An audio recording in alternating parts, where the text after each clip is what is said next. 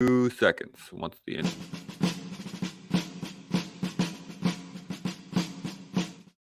Joe? Good to go. Welcome back to the collective. We got a awesome show for you guys today. We're gonna dive right directly, unless Paulo, Shaun, you got any thoughts, any questions, anything off the top of your head that is No, burning? I just topped off of a Insta fast live chat for me anyway over on my IG page. It was less than 5 minutes, which Oh is, wow, that's super I quick. mean, come on, that was too fast. But really all I did was I headed over there just to say, oh, look at what I'm going to be talking about with someone today. Is that a knife? It is a knife. Is that the old school San Mai style cold Oh, steel that's master tomato? How long have you had that, Shaun? A freaking long time. Are you into knives, Shaun? Yes, I am, Shaun. And so Shaun is a happy Shaun. Look at you go. I love it. I love that. So I just got back just to say I'm not giddy. I don't get giddy. He's but I'm totally kind of giddy. because Totally we're talking giddy. knives. Oh yeah, totally giddy, 100%. Okay, well let's talk knives. I guess this is so one of the reasons that I wanted to talk to you first off, Paulo, was the fact that you think deeply into not only the art itself, but how those things happen. Like how when you break down a move, you're like, why does this happen? And why does that happen? And why does this happen? And you start to pressure test them and see how they work. And I just love the fact that it's about depth. So first off, where did you get into knives? Why did you get into knives? What was the thing in the back of your head that was like, oh yeah, well, awesome. I was born with a penis. It started with that, and so that's it. I mean, every guy, like I was born in the Philippines, man. Yeah. I was 9 years old when I came to Canada. So shout out to Canada. Super grateful as an immigrant to this country and for the people. You and me both. Yeah, man, it's an amazing country. I owe everything to it. But the first 9 years of my life was in the Philippines, and I had a proper childhood. I was out, I was playing. I love knives. I love guns. I love fighting. So that's how I got into knives. And then, downstream working in the, social media space, I got dragged into the tactical community. That's a separate story, which is a pretty cool story. But yeah, I because I was 9 years old when I came to Canada, I was the only Rubio male other than my dad. It gave me this perspective of I was connected to my culture and all of the traditions that came with that. But then I was also isolated. So I grew up having to find my own truth and not necessarily subscribe to dogma and tradition. And that when I discovered the Filipino martial arts and the knife world in general, it was full of that. Yeah.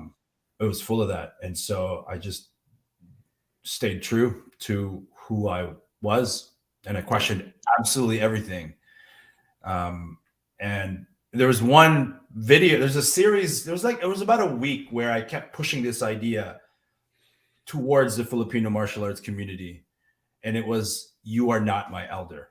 Because people were trying to push their authority onto me. Like people from different systems, grandmasters were like, you should do this. And I'm like, no, you're not my elder. I can respect you because you're older, but you're not my elder. Don't impose your authority on me. Mm-hmm. And what time did you kind of start feeling that? What do you mean? Sorry, how old would you have been when you started feeling that you're not my elder? I'm doing my thing and I'm trying to figure it out. It happened when I was 9 when I came to Canada, right? So my father was a super cool guy, but then he passed away when I was 19. So in that 10-year period, I was caught between these two cultures. And then when my father passed away, I was the man, right, from the Rubio clan, trying to make a name for himself in this country. And so, yeah, that's when it started. But when it came to the Filipino martial arts and exploring knife, I haven't been doing it that long, by the way. I mean, I started when I was... How long? Probably. So there was a whole part of my journey where I was a hypothetical warrior. I was just a student. I didn't practice. I just digested information as a content. And then it was in 2018 where I was in the Philippines documenting this training conference for knife and stick. And at the end of it was like a full contact stick fighting match. And I was like, fuck it, I'm going to go. So I jumped in, got my ass kicked, but then I hit a world champion several times. So I was like, hey, I'm gonna and it was documented, it was filmed. So I was like, I'm gonna just reverse engineer where I was shit, and I'm gonna try not to be shit at those things. And that defined the totality of my knife experiences. I like it. I spar, I compete, even though there's artificialities, right? Like people always want to be. They want every drill to be everything and every format to solve every problem.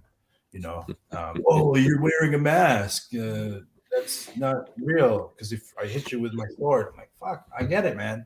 I'm working on my timing. Yeah. We do need to watch the language though, so just so you're aware.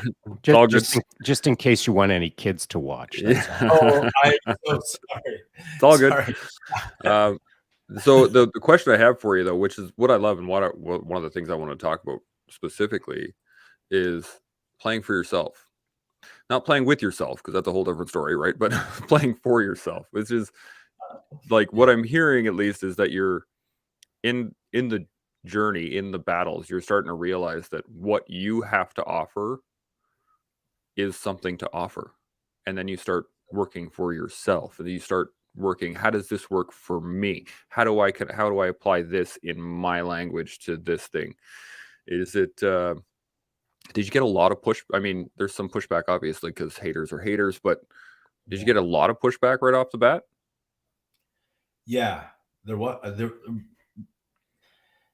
a lot of pushback right off the bat, and really strong pushback, because I was getting involved in a culture where you trusted your grandmaster and their stories of, hey, try this disarm because my grandmaster did it in a pier in the Philippines in the 70s.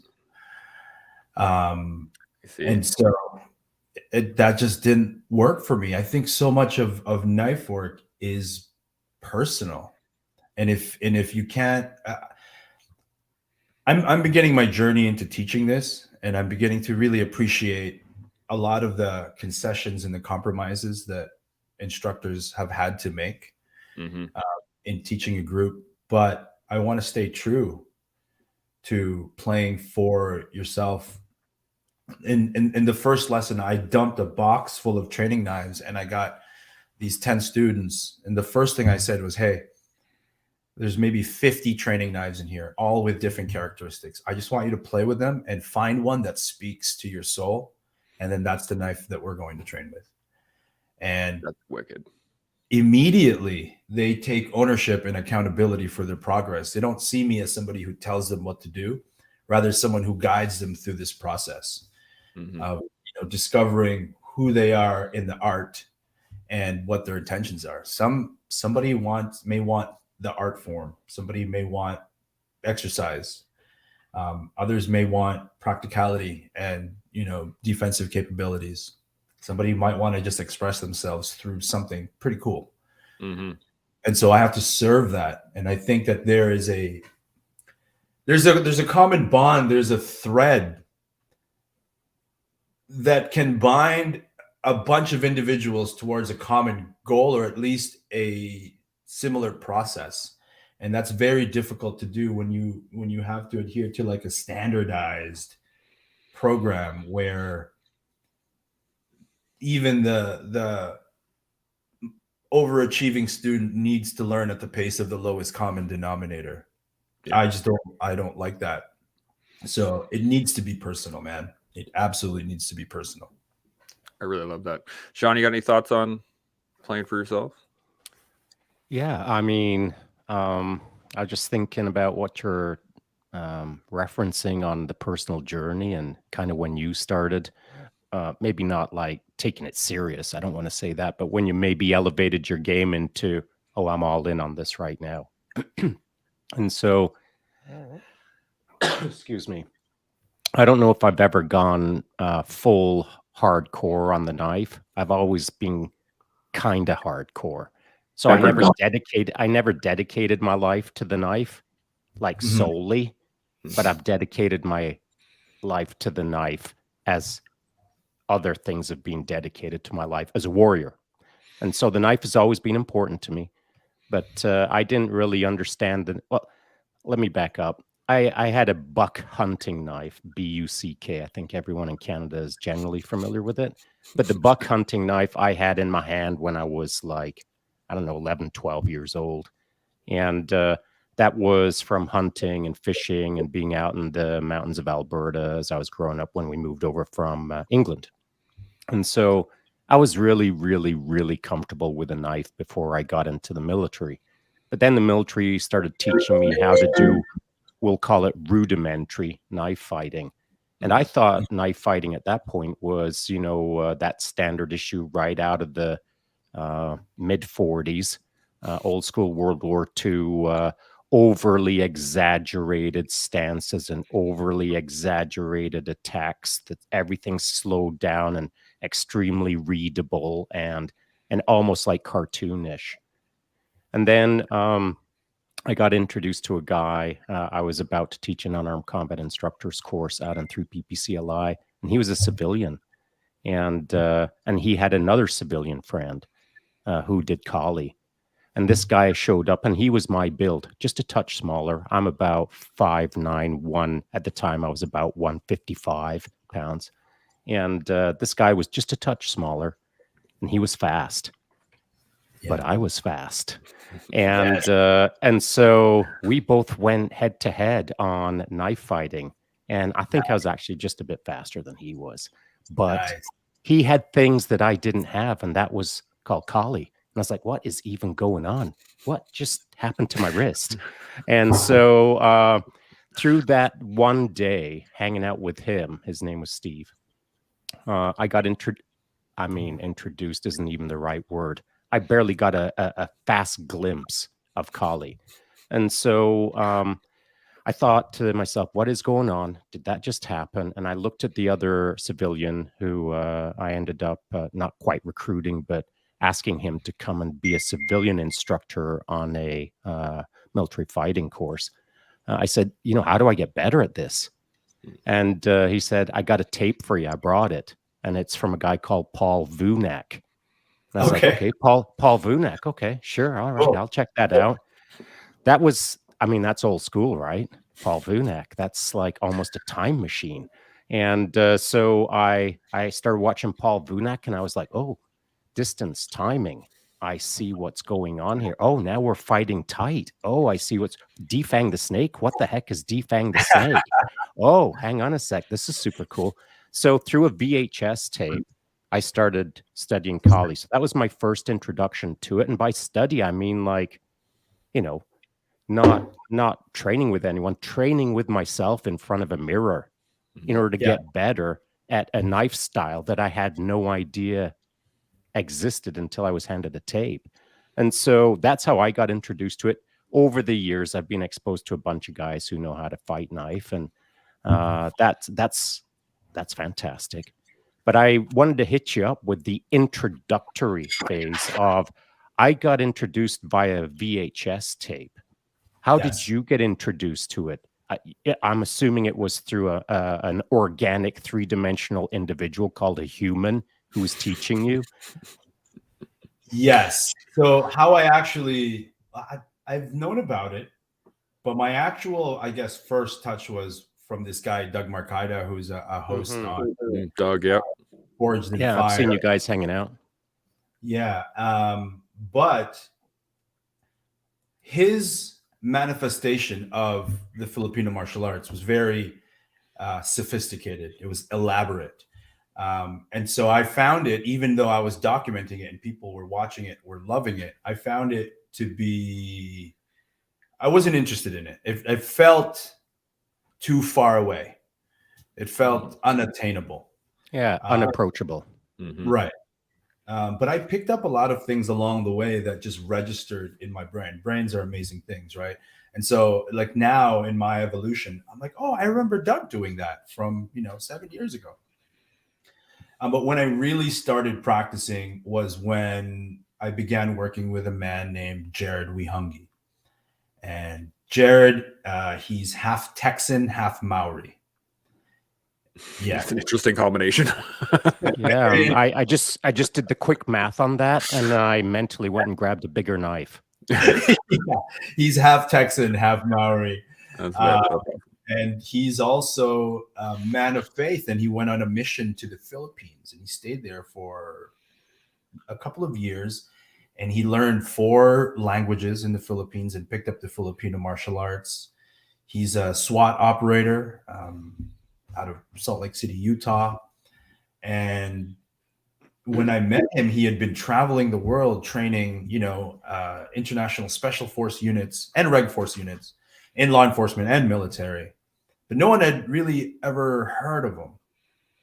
And he was just this silent professional that, because, honestly, for Filipino martial artists, training veterans and active military units, it's like our trophy wife, bro. It's like, you train law enforcement? Yeah, I'm kind of a big deal. I'm a pretty big deal.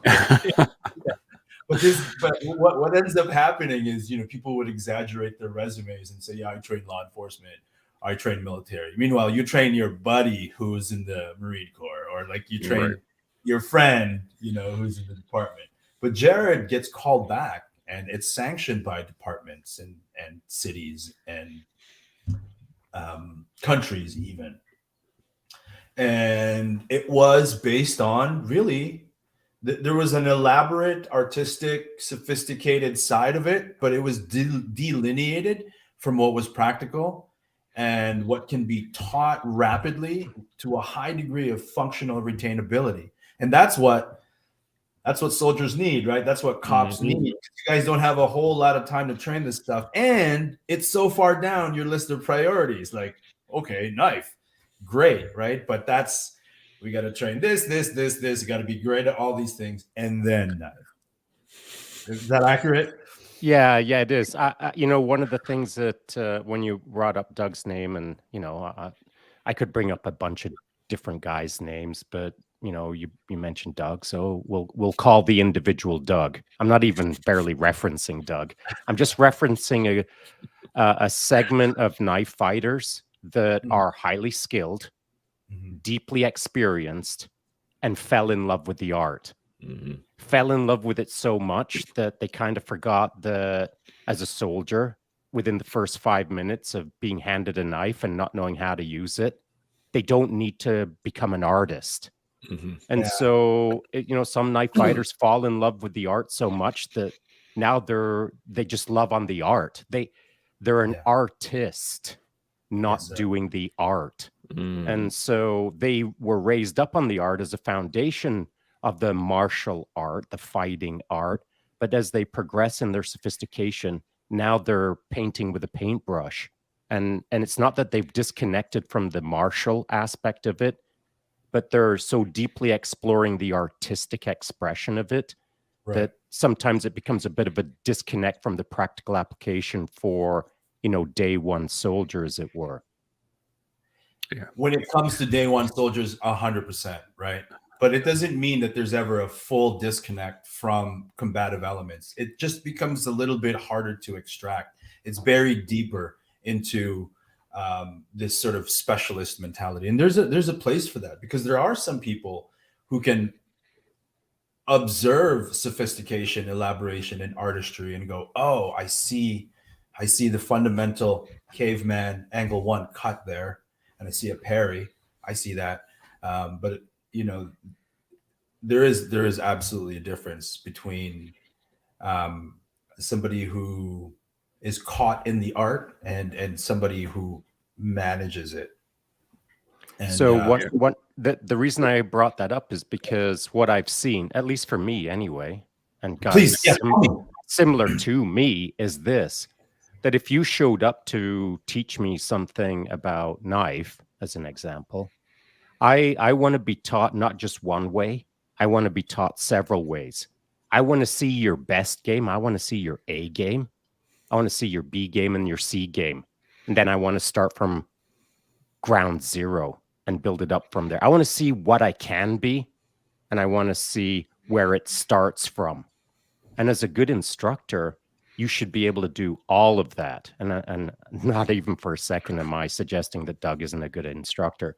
What I'm using his name is to suggest that perhaps you can kind of get lost in it a little bit. Whether he is or isn't is immaterial. That's not my point. But the deeper you go, the more you can get lost. Until then, one day you find yourself back at day zero with a class of newbies. And you haven't been there for so long that you've forgotten how to do that, in a sense. Does that make sense to you?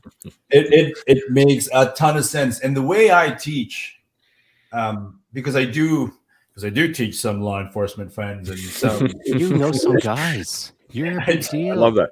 Yeah. Yeah. Well, when I teach them something, I find that there's that infantry mentality where they need direction, they need those directives to be clear, and then they'll get the job done.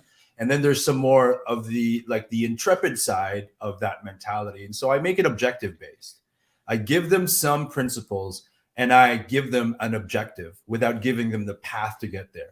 And in doing that, they discover 3 to 5 ways, and then maybe they'll get good at 1 or 2 of those ways. So if we're doing this drill, for example, and then I say, okay, your objective out of this drill, out of this predictable sequence, get to the flank and then cut his right shoulder. And they're like, why would I need to do that? I'm like, it's not the point. Just get there and see if you can. And in their discoveries, they're like, oh, but I can cut his neck on the way. I'm like, yes, you can cut his neck on the way. And then they take ownership over that process, and their discoveries are that much more meaningful to them. I just gave them a general direction. A commander's intent. Yeah. Yeah, that's what I was thinking too. The commander's intent. Shaun, you can describe you a better memory than I do. Go ahead. Well, commander's intent, just generally referencing that I just need to look at you and say, hey man, by the end of today, own that entire city. Let me know when you own it. You know what I mean? Yeah. So, and it's the same with knife fighting, straight down to the simple bare bones of you've got your knife. What I want you to do is get to that right flank and make a cut. Yeah, I'm going to write this down on my phone. But I love commander's intent. Is this a Canada thing? I mean, it seems it's a military NATO thing. I think more NATO. Yeah, well, it's not a Canada thing. It's not even a NATO thing. It's just good leaders. Leading thing. Yeah. It is in our military. Like when we write orders, you write down a commander's intent and you write a 2-up commander's intent. So you actually have not just what your boss wants you to do, but what their boss wants him to do. So you have usually go 2 levels up, but that's in the SMESC NATO orders that are standard throughout. Sadly, it's interpreted as such as part of Situation Mission Execution Service and Support Command and SIGs. It is just yet one more tick in the box. Yep. Another tick in the box and not really thinking too deeply about it. But as a good instructor, it's not just a checkbox. It's a tool that I can use to draw the best out of someone. Call it commander's intent, call it what you will, but really you're just introducing an interrogative to the person and stating, how are you going to solve it? Let me know. I'll be back in 10 minutes. Mm-hmm. I find it's extremely effective when you're getting task orders like that, especially when you're talking to skilled people or even unskilled people, but especially skilled people, where you can just say, I want that done. And they go, okay. Right. And then it happens.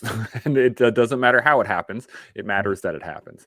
And you can see how it can be in contrast to a strict adherence to the way things have always been done. Mm-hmm. Right. And you can see why somebody who is a relative newcomer to, knife fighting, but who has an analytical and sharp mind, who carries with them previous life experiences, you can see why the system would want to just shut that guy down and say, no, do it exactly this way. This is how I was taught. This is how I want you to do it. And it's kind of a threat to this idea that it takes 2 decades to get good at this stuff. I'm like, no, it probably takes 4 hours to get good at something. A lifetime of maintenance for sure, but maybe 4 days, maybe 4 weeks for somebody who's dedicated to this thing, to this handful of skill sets to dominate competition, a fight, a match, or whatever the objective is. Yeah. It's not that difficult. It isn't difficult, but you know when it becomes super difficult? In the military anyway. And I don't know if you experience this when you're out bouncing around, maybe dealing with law enforcement or other military agencies that you're playing with. If you've got a bunch of people standing in front of you and they're all day zero and you're about to teach them how to knife fight, as an example, there's always going to be that guy in the group who thinks that he's watched enough John Wick movies, or he's watched enough the Devil's Brigade movies, or whatever. He just thinks that he knows how to knife fight. He showed up as the Blade, and he's never held one in his hand, but he's just all kinds of full of questions. And so I dig on questions, man. I dig on someone challenging not my authority, but challenging my knowledge base. And I'm not even talking about, oh yeah, bring your goofy question, I'm going to crush it. I'm talking about bring your ridiculous question, and I hope I learn from it. And so as ridiculous as it can be, but what if when you're doing this, I do that, and I juggle my knives, and bring them all. Bring all the questions in the world, as ridiculous as it can be. And a confident instructor will be able to nod their head and say, oh, it's an interesting question. Let's talk about that. Yeah. How about you try it and let's see where it goes. Let's all learn from it. But that is uncommon in the military because you've got timings, you've got a fixed timings, and you've got a fixed deliverable to a broad base of people who are from this to this in skill set. And there's as a standard issue instructor, there's not enough time and there's too many questions. And so a confident instructor will nod their head and manage all of that. So you being a confident instructor, talented instructor, experienced instructor, etc., but you're a civilian. Yeah. You're stepping into those organizations, and how's it going for you? I mean, like, are you being hit with all of the bizarre questions and being respected, or are you getting a little bit of pushback? Or I'm just curious. Well, because I really started teaching. I taught my first group class of a mixed bag of people yesterday, but I've been training, small groups, private sessions after a few drinks in my garage, all of those things. But I've observed exactly what you've mentioned, and typically it's first. I'll speak on what others do that I find really, really effective. Is that, hey, we'll reserve those questions at the end because we have a limited time. Trust in the process for now. Let's set those questions aside afterwards, and that works. For me, because I have a body of work that's been documented from the beginning and it's made available. Like I have full unedited stick fights and, combat sport knife fights out there available. And I show my mistakes and I show my failures. And I try to be as authentic and genuine as I can in presenting my philosophies when it comes to teaching knife, that it's kind of like front loading and addressing all the bullshit to begin with. They're not asking me all the BS to begin with, because they know what they're coming into. And when people ask me to train them, my first question is, are you sure? You know what you're getting in? You know who I am, right? Like, you're this guy, you have combat experience, you have like 4 deployments under your belt. What can I possibly teach you? And when I went to SHOT Show this year, I felt redefined, because in the past I'd been known as this guy who makes funker tactical videos, who travels the world and, you know, represents knowledge from subject matter experts. But this year I was being stopped like, hey, you're GN, you're that knife guy. That's kind of cool. I felt redefined, and the people that were stopping me weren't, you know, what I would expect to be, you know, fanboy types. There were people who did some stuff in life. Hang on a sec. Were you getting some respect from people that you respect? It was great. And as a civilian, it was like, wow, I never hear from you guys in the comment section, you know? Like, these silent professionals don't tell me, they don't put fire emojis on my videos. they don't tell me I suck. They just observe and they watch. And then when they see me in person, they're like, hey, that thing you did, can you show me some of that nuance? Like, what am I missing here? And then I found little training moments in the middle of shot show, bar, flipping out training knives and showing guys, hey, this is how you create that opening. And it was amazing. It was amazing. It was great validation for me, because even though I express my art and I, you know, I love the sophistication and elaboration. I love the sport. I think this is not too deadly to spar. We can find ways to go at it. Mm-hmm.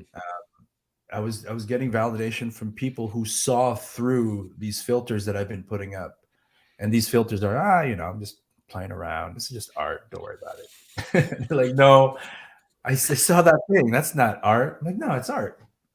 Yeah.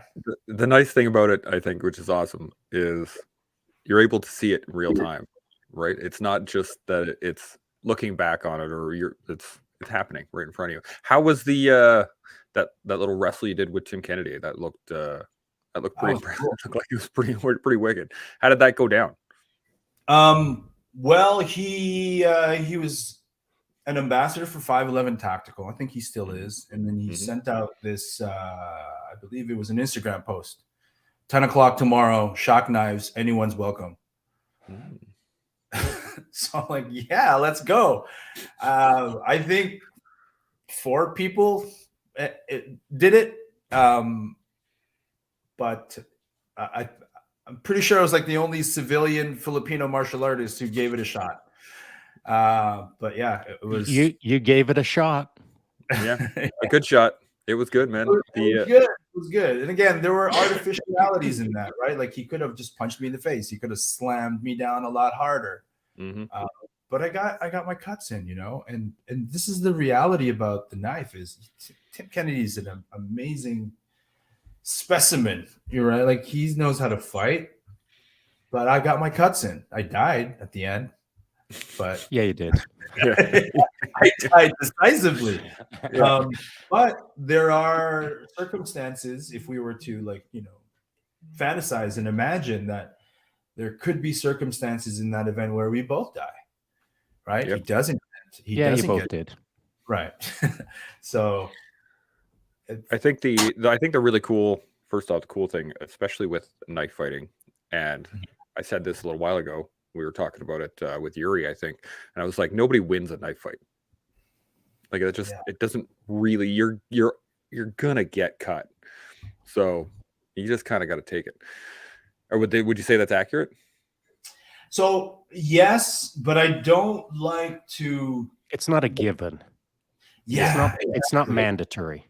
Right. Like, people say, like, they say these things like, you will get cut. I'm like, no, you might get cut. It's the same thing. And no, but I want to give my students the confidence to go for it and not be tentative. I'm like, yeah, that's fine, but don't say that you will get cut. That's very certain, isn't it?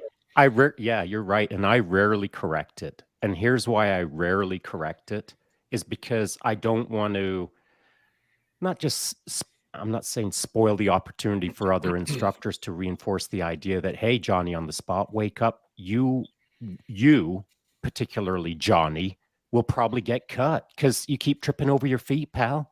You don't even know how many feet you've got. And so you can deliver that message to an individual, and as you're delivering it to them, know that dude is going to get cut. But I think it's not a bad generalization to throw out there, in the sense of, wake up.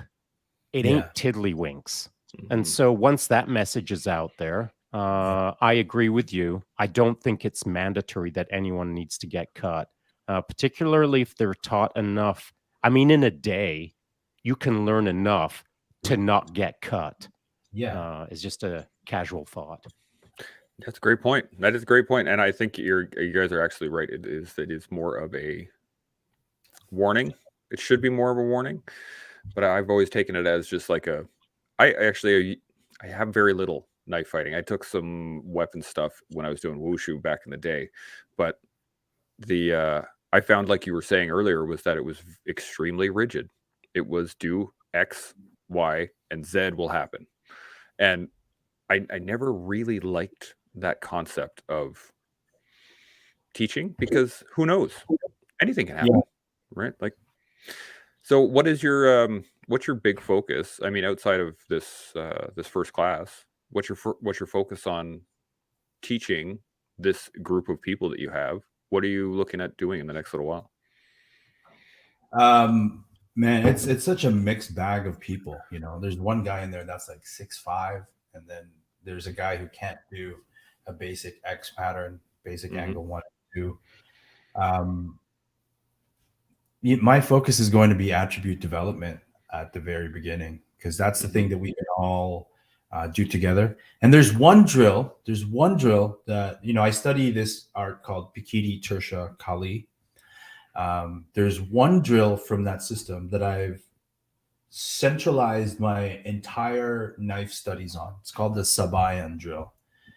It's a basic, super simple, like 3-move cycle.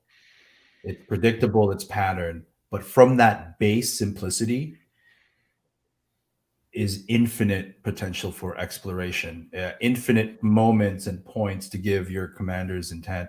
I use this very simple drill to work on arm drags, takedown defense, punch defense, trapping and counter trapping in close range.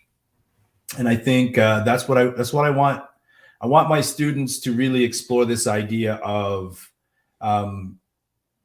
integrating a predictable sequence with decision making, because I think that's a great engine, because that predictable sequence, that's our meeting point. If it gets too messy, right? If we're trying to do too much, we know that if I do this, you have your sequence that will bring us back into this meeting place, into this landmark where we share a common language, and we can take a breath without stopping, and then reset, and then explore that chaos again. So that's what that's kind of how I started teaching knife fighting in the military. Was you know, initially it started off with the X block. Someone is doing a down. It's a down strike, X block. Doesn't work. So, you know, once we kind of work through that process of, if you're going to X block my knife attack, that's a problem for you. And so that was my entry point into the demonstration of the old schooly knife defense of, you know, right out of the 30s and 40s, the karate based, I'm going to stop your attack. And so in order for the troops to understand how they needed to learn sensitivity to the moment, which was a bizarre concept way back then, is I would get them to start with the backs of their hands together, of course, you know, just a back of the hand to the back of the hand. And so my opponent in front of me, we're both back of the hand. And now we're going to feel that sticky hand. We're going to feel that sensitivity to motion. We're going to start feeling a little bit of, here's a weird word for you troops, energy.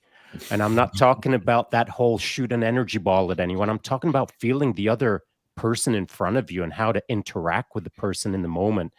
And so trying to remove that wood choppy, wood blocky kind of attack and start for them to feel that organic flow, move more like a snake, move more like a fluid being that you are. And through that sensitivity work of just even 5 minutes, all of a sudden it was less wooden and it was more water. And then once they'd felt that, I gave them the Sharpies of the day, the permanent markers, and said, okay, let's see where this goes. And from the moment the first guy got a little bit of permanent marker on his hand or on his forearm or on his neck, oh, the game changed. And now all of a sudden it wasn't wooden attacks. It was, now we're distance timing. Now we're speed. Now we're actually sword fighting. Now we're actually Olympian rapier fighting. And so they went from like attacking like this. Right. To they were in the game because they didn't like being permanent markered. Yeah. And so in 5 minutes, it was a matter of wooden attack blocks to feel the sensitivity, now feel a permanent marker, and things change radically. Absolutely. Have you? What's your biggest challenge right now? When you've taught many people along the way, right? And you've dealt with. I've shared with a lot of people. Yeah. Good correction there. You've shared with a lot of people. You've been able to impart a lot of knowledge. What has been the biggest challenge so far? Because knife fighting is not an easy. It's not an easy hill to climb. Well, the biggest challenge is dispelling myths and preconceptions about how to train it. People. I wrote about the endowment effect. You guys familiar with that? That we tend to. No. So the endowment effect. Where my head went was totally wrong. So. Gotcha. Well, it's this emotional, psychological bias that would have individuals overvalue the things that we already own. Mm-hmm. And so, for example, I'm trying to sell my Honda Civic that I've put so much love and care for, and I painted it a certain way, and I think it's worth X amount of money, and I put it in the open market. They're like, no, it's not worth that much. So dude, it's got no tires. I dig the color, but it's got no tires. Yeah. So this endowment effect, also the psychology of ownership, they kind of go hand in hand. And then the sunk cost effect. Yeah. Right. The sunk cost effect. I'm not going to divorce my wife, even though I'm in a terrible marriage, because I've been with her for 10 years. Right. Or I've already paid my fee to this buffet, so I'm going to eat my way until I'm bloated. Yeah. And this happens in martial arts, and breaking this for people, getting people to understand that, hey, I'm sorry, but you have to consider the fact that this thing that you dedicated a lot of time into may not work.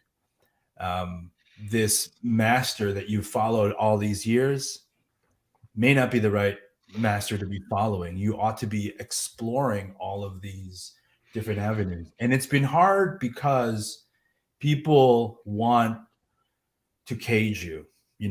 They see potential in you and they're like, you have to train my system from beginning to end. Like, no, man, I don't want to do that.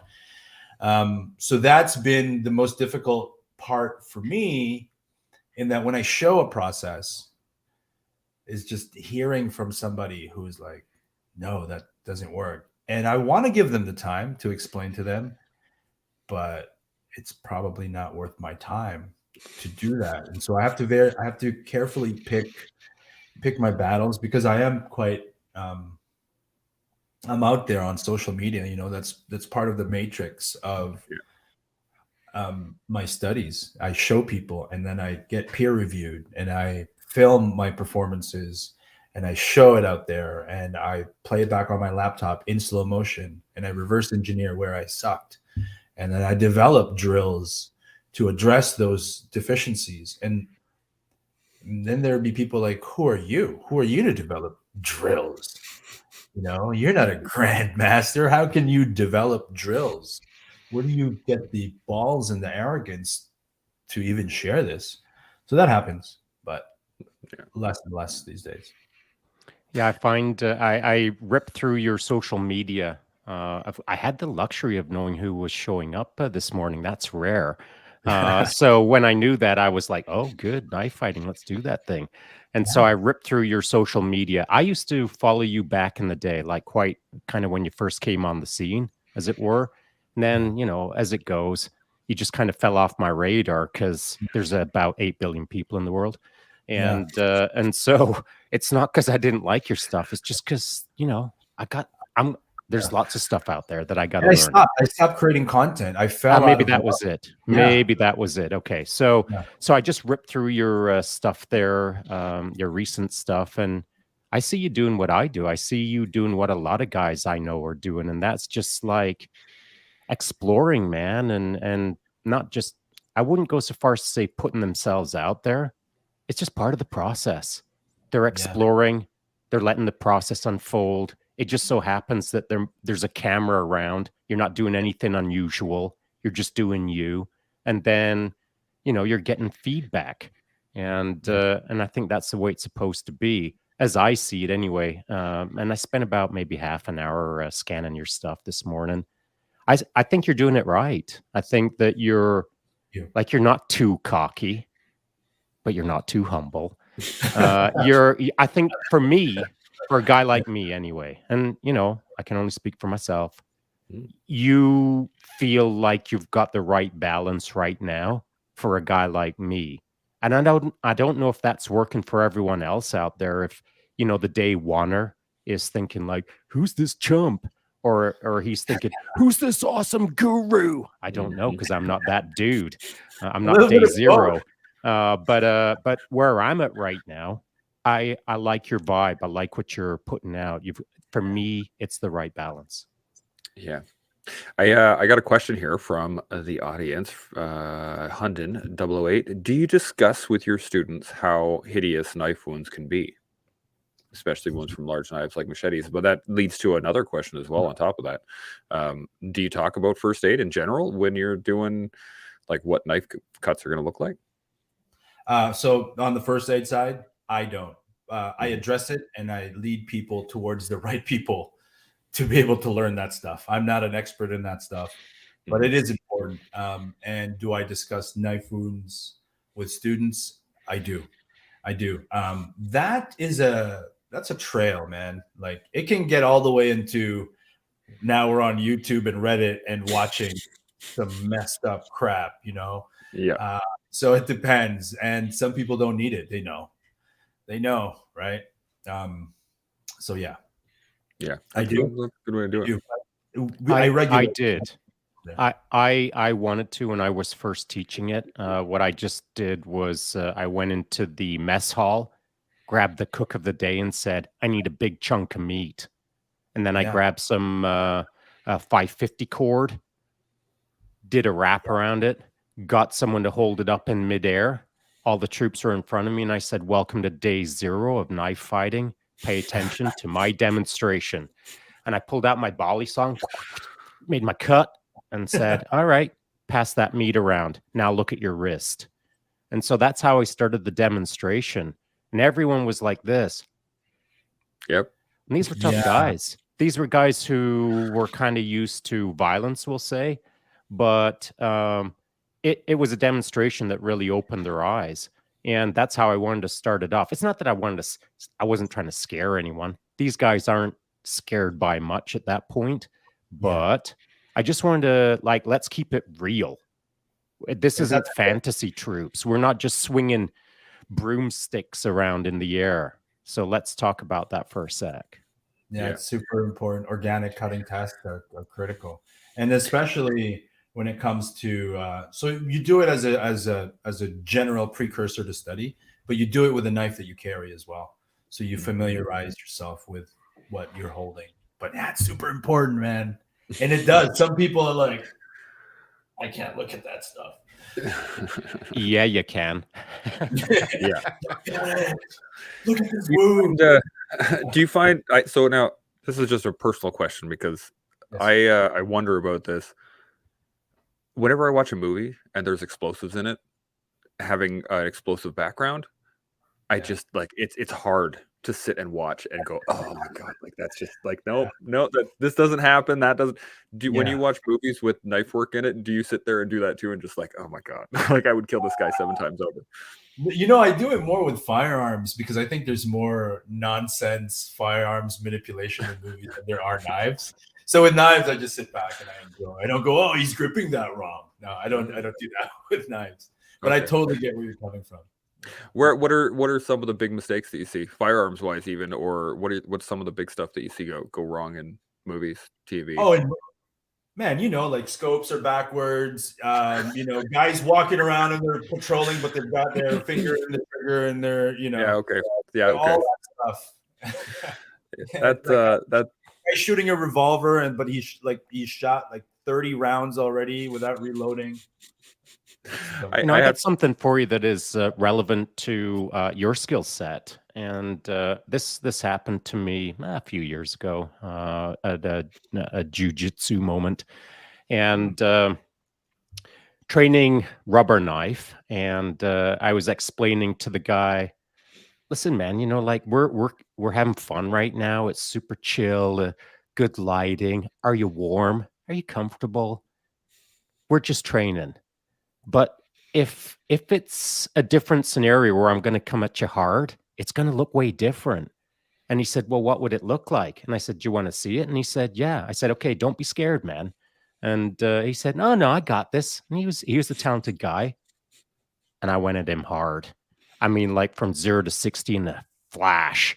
And he wasn't used to that level of, we'll call it aggression. And so once he kind of got over that, he said, well, you know what I could have done? I said, show me what you could have done. And so, well, I could have caught your hand like this. I said, okay, catch my wrist. Yeah. And he caught my wrist.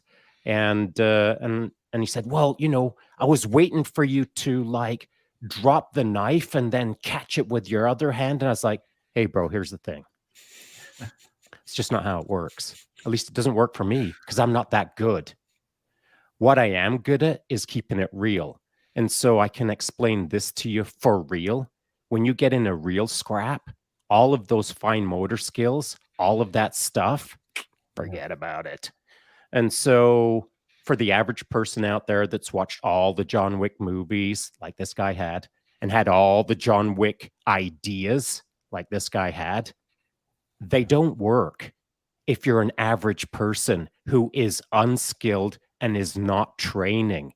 You can watch all the movies in the world and have ideas, but you got to put the ideas into practice.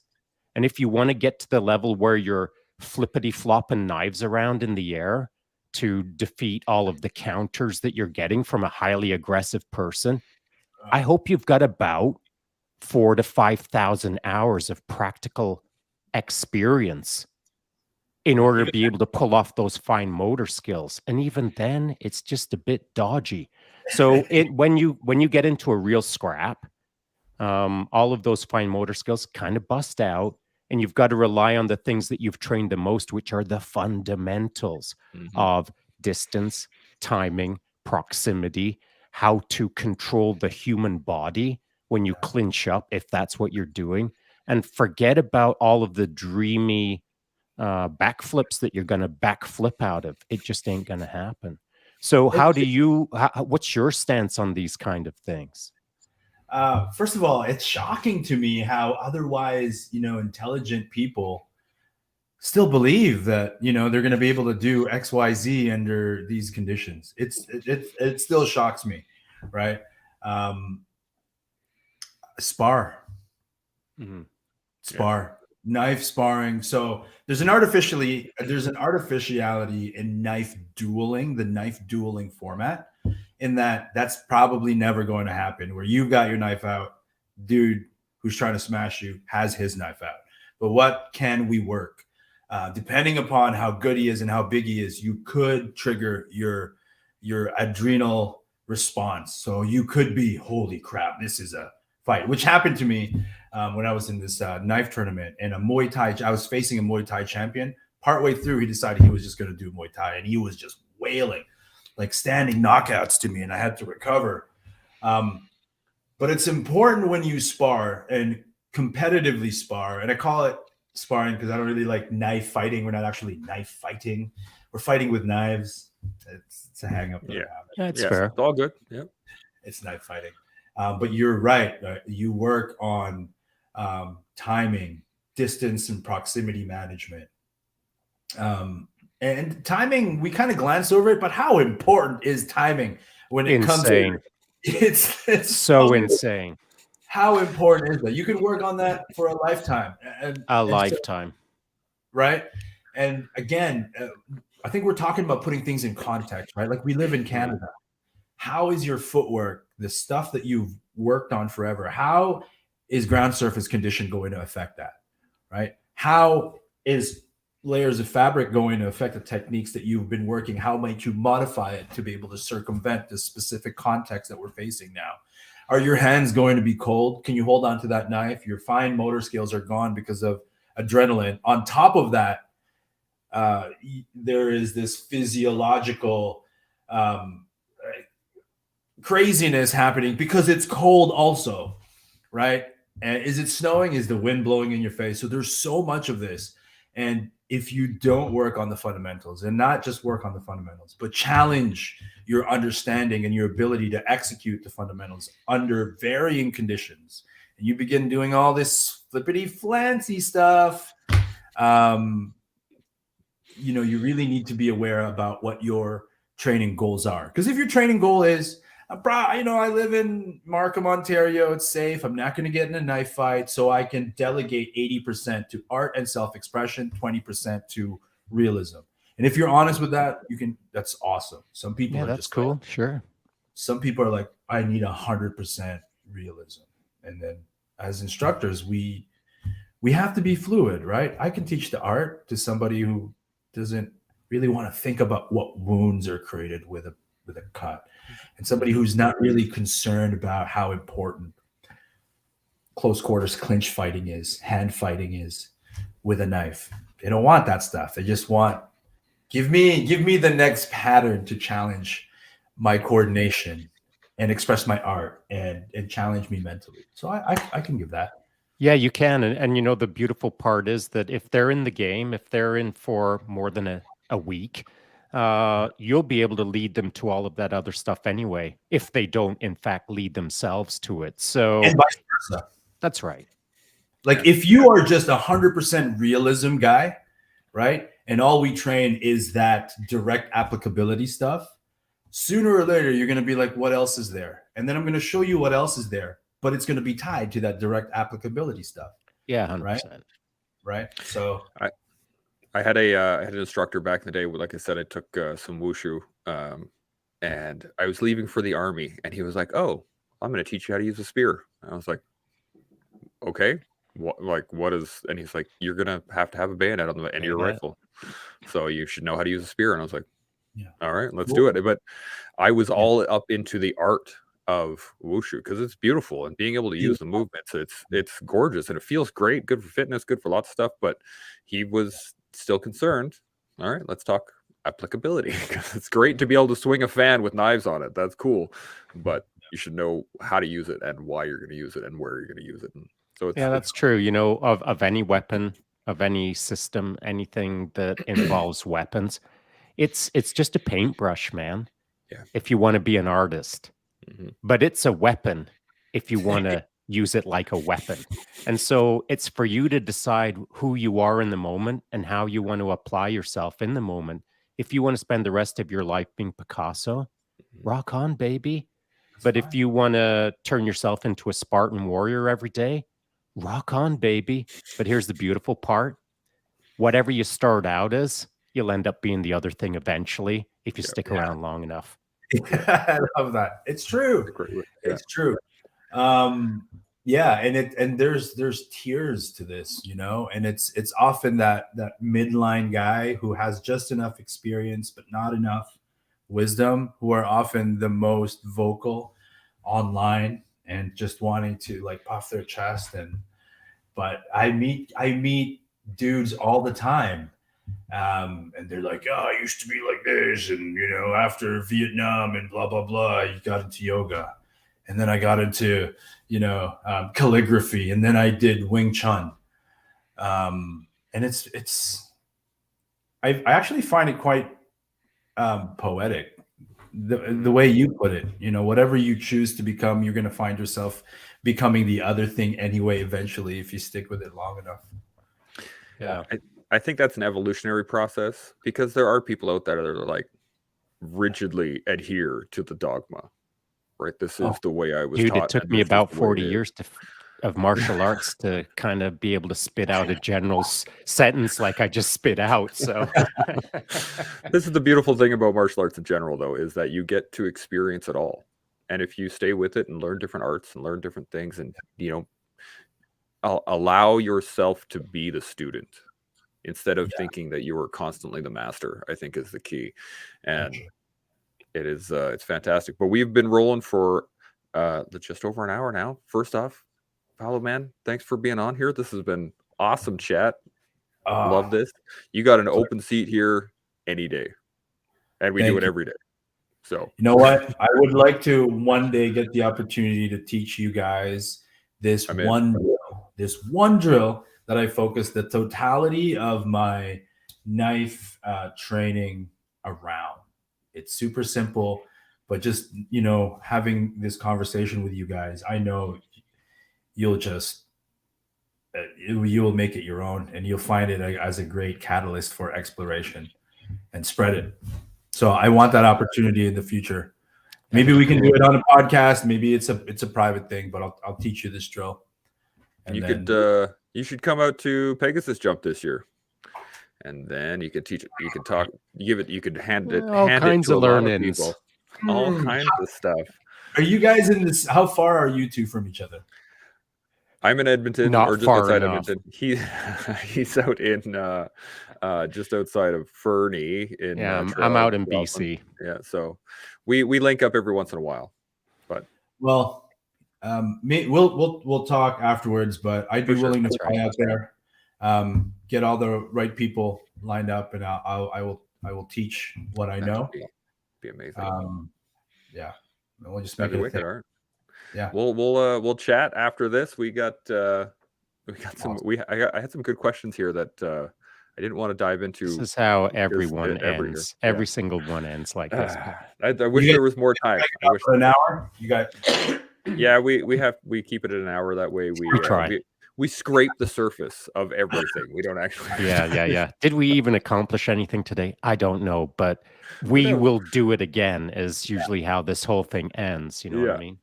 Right, but we will do this again. We will talk more. We'll go into depth. I'm going to save these questions so that we have them for later. But yeah, I can't thank you enough. This has been awesome. Great chat. We have more coming tomorrow. For anybody that's watching, make sure that you like, subscribe, and hit the notification bells so that you can see these every day and continue to learn, grow, and build here with us on The Collective. We'll talk to y'all tomorrow. Chimo.